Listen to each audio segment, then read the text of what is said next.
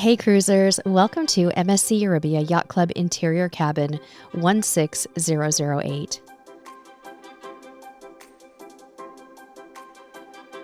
There are nightstands on both sides of the bed that provide some handy storage.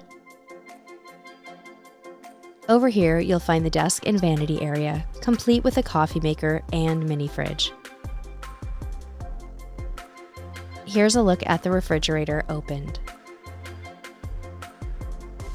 There's also a hairdryer in the drawer here.